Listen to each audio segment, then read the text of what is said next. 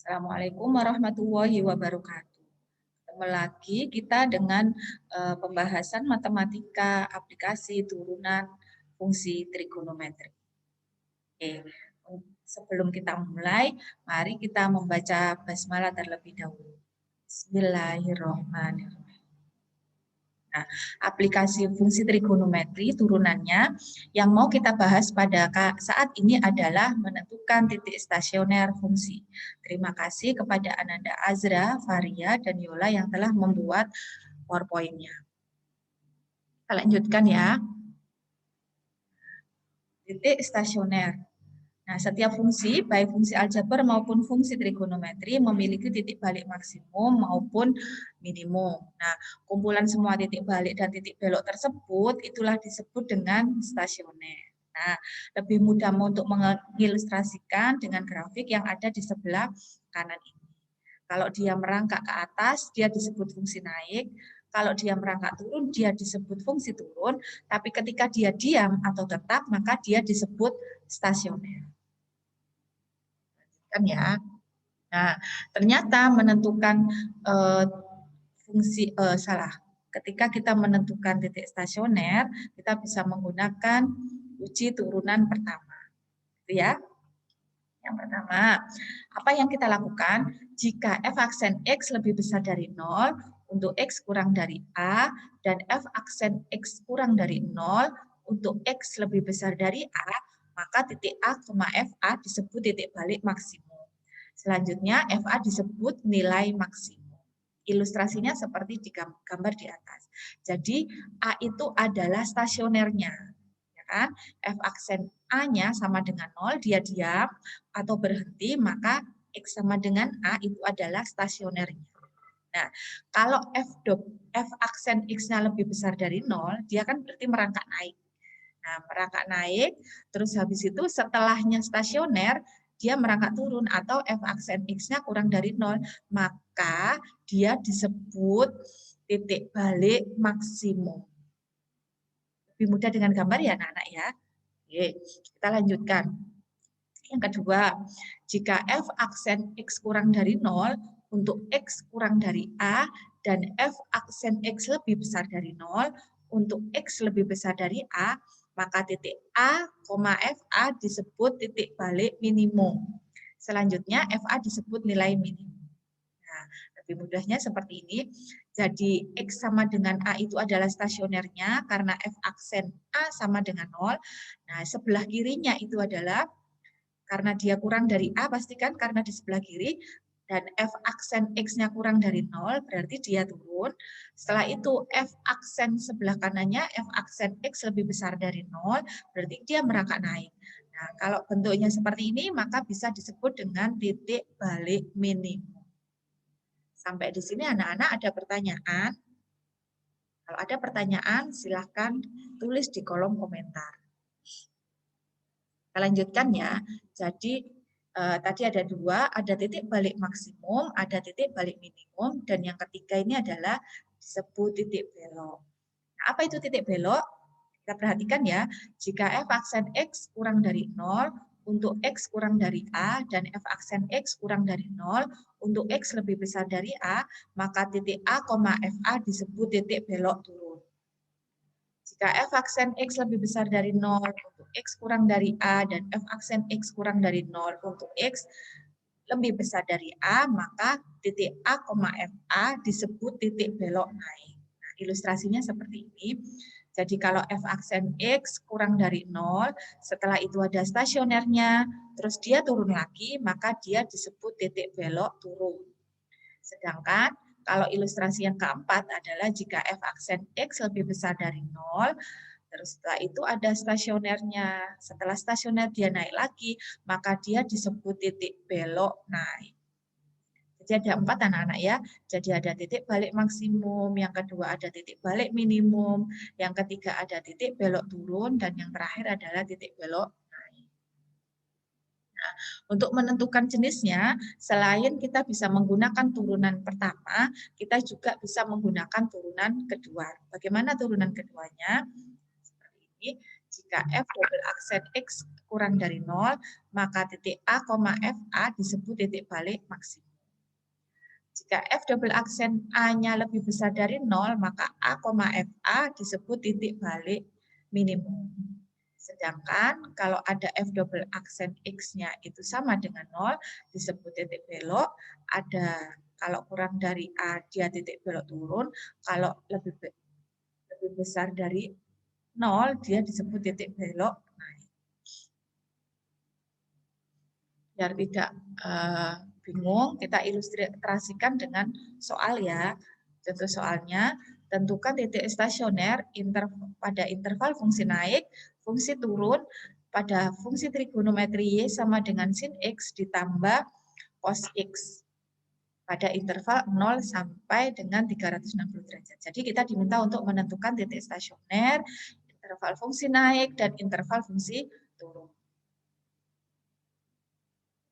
Nah, jadi sebenarnya kita mau mencari fungsi titik stasioner, interval naik, interval turun, itu sebenarnya langkahnya hanya satu. Nanti kita tinggal memilah aja mana yang termasuk fungsi naik, fungsi turun, ataupun stasioner.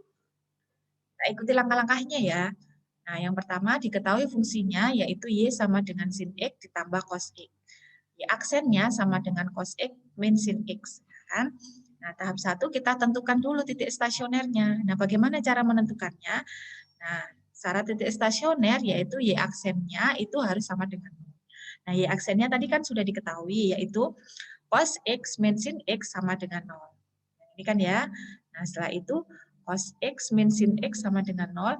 Karena fungsinya tidak satu, ada cos, ada sin, maka kita jadikan satu fungsi. Nah, saya bagi dengan cos, biar nanti muncul tangan. Cos X dibagi cos X hasilnya 1, min sin X dibagi cos X hasilnya tangan X. Itu, nah, fungsinya sudah jadi 1 ya. Ya kan? Bisa kita sederhanakan 1 min tan X sama dengan 0, min tangan X sama dengan min 1, maka tangan X sama dengan 1. Nah, karena tangan X sama dengan 1, tangan positif itu ada di kuadran pertama dan kuadran ketiga. Nah, nilai X untuk tangan X sama dengan 1 itu ada 2, yaitu di kuadran pertama ada 45 derajat, di kuadran ketiga ada 225 derajat. Jadi titik stasioner grafik fungsinya Y sama dengan sin X ditambah cos X adalah X sama dengan 45 derajat dan X sama dengan 225 derajat. Sudah terjawab 1 ya untuk titik stasioner. Sampai di sini ada pertanyaan anak-anak? Jika ada pertanyaan silahkan tulis di kolom chat. Kita lanjutkan. Bagaimana cara menentukan interval naik dan interval turun?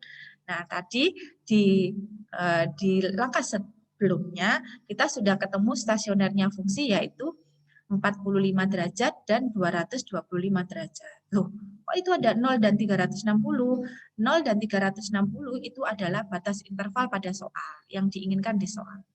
Seperti itu. Lanjutkan ya. Kita buat garis bilangannya.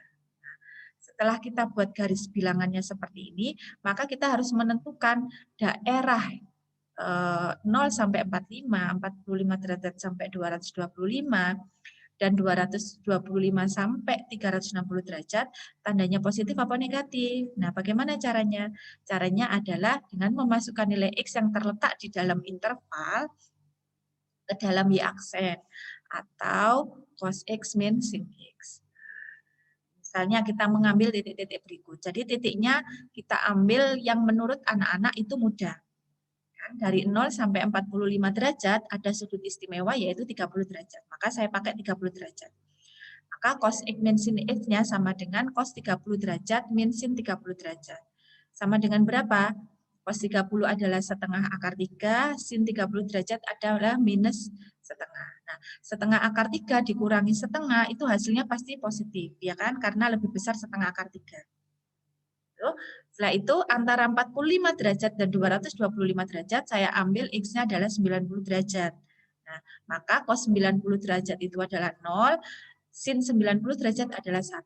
Nilainya minus. Yang ketiga yaitu antara 225 derajat sampai dengan 360 derajat. Nah, saya ambil dia adalah 270 derajat. Maka cos 270 derajat adalah 0, sedangkan sin 270 derajat adalah minus 1. Maka hasilnya positif. Jadi gambarnya seperti ini, 0 sampai 45 derajat positif, 45 derajat sampai 225 negatif, sedangkan 225 derajat sampai 360 derajat adalah positif. Kalau kita gambar sketsanya, panahnya naik, habis itu turun, setelah itu naik. Nah, jika dilihat seperti ini, maka kita bisa menentukan manakah fungsi naik intervalnya dan manakah fungsi turun intervalnya. Nah, fungsi naik jika f aksen x-nya lebih besar dari 0, maka kita cari yang nilainya positif. Nah, mana yang positif? Oh, berarti dari 0 derajat sampai 45 derajat dia disebut fungsi naik. Sedangkan ada lagi 225 derajat dan 360 derajat itu juga termasuk fungsi naik karena tandanya positif. Nah, fungsi turunnya intervalnya berapa? Berarti yang tandanya negatif, yaitu 45 derajat sampai dengan 225 derajat. Sampai di sini anak-anak ada pertanyaan.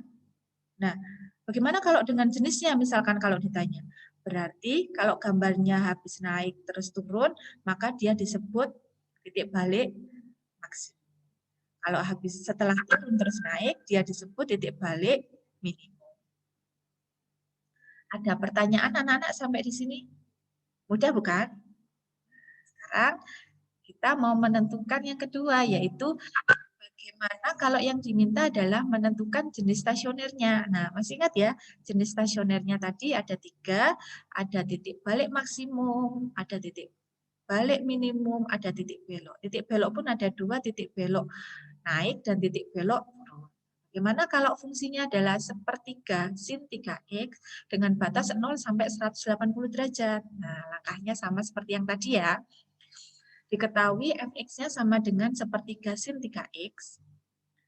Aksen x-nya sama dengan sepertiga dikalikan 3 cos 3x, yaitu cos 3x. Nah, tahap satunya tetap ya, meskipun kita menentukan jenisnya, kita tetap menentukan dulu titik mana dia stasioner. Dengan cara turunan pertamanya sama dengan 0.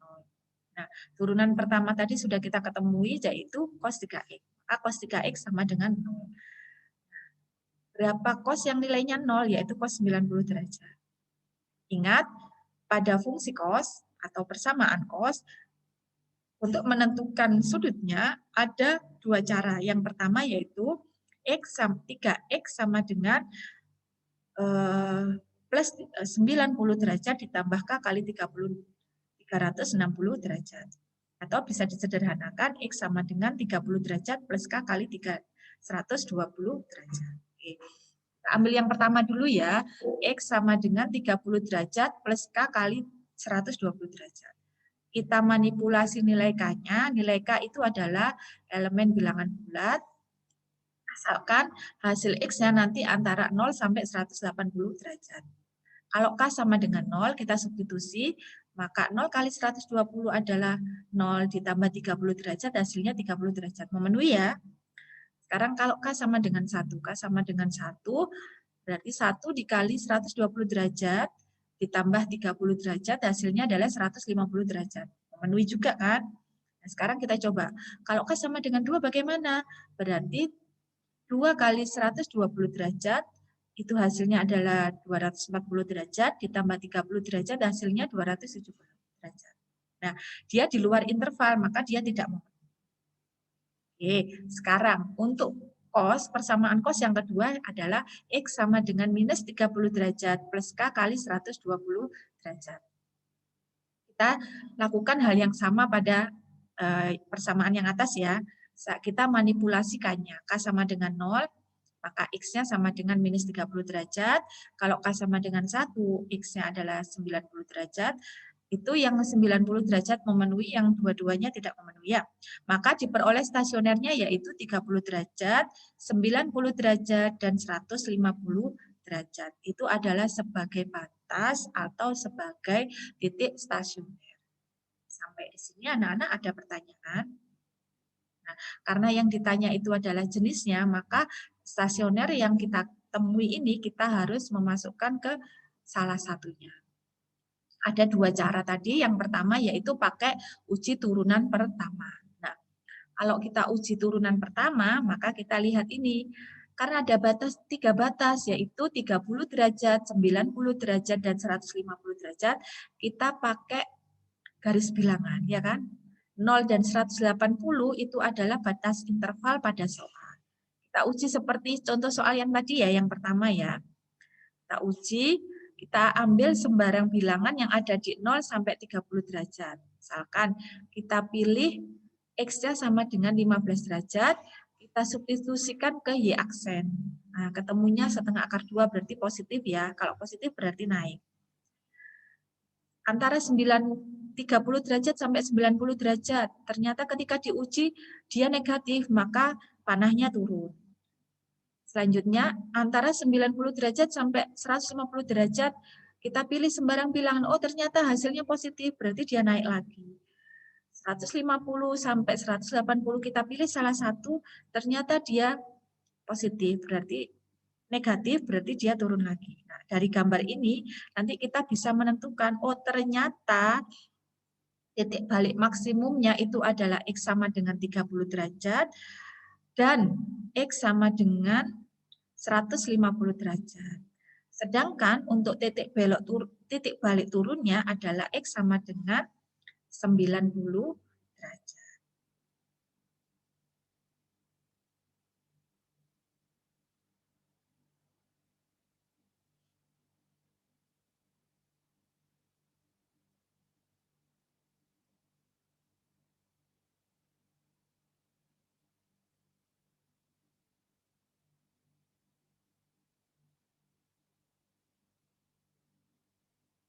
Ini 150 derajat ya, kurang 1. Sekarang bagaimana kalau uji turunan kedua? Kalau kita pakai uji turunan kedua, maka kita turunkan lagi yang turunan pertama tadi. Turunan keduanya ketemunya minus sin 3X. Minus 3 sin 3X. Nah, maka batas stasionernya tadi 30, 90, dan 150 kita substitusikan. Jadi F double aksen 30 derajat kita substitusi didapat negatif 3. Berarti kan negatif itu kan kurang dari 0. Kalau kurang dari 0 karena uji pada turunan kedua, maka dia disebut titik balik maksimum. Jadi 30 derajat itu adalah titik balik maksimum. Lagi kita lakukan hal yang sama kepada 90 derajat. Dan oh ini salah, 150 derajat, ya kan? Berarti kita substitusi ketika 90 derajat dia positif, berarti dia titik balik minimum. Ketika 150 derajat, dia ketemunya negatif, maka dia titik balik maksimum. Sama ya hasilnya, hanya langkahnya saja yang berbeda. Ini adalah pilihan, silahkan anak-anak memilih, boleh memilih pakai uji turunan pertama, atau boleh memilih uji turunan kedua. Ada pertanyaan anak-anak sampai di sini? Tidak ada ya? Oke, Oke, ini soal ini bisa kalian coba di rumah. Kalau ada kesulitan, silahkan tulis di kolom chat. Sampai di sini anak-anak, pertemuan kita kali ini kita akhiri dengan membaca hamdalah. Semoga ilmu yang kita dapatkan tadi, hasil diskusi kita bermanfaat. Alhamdulillahirrabbilalamin. Subhanakallahumma wa bihamdika asyhadu an la ilaha illa anta astaghfiruka wa atubu ilaik. Assalamualaikum warahmatullahi wabarakatuh.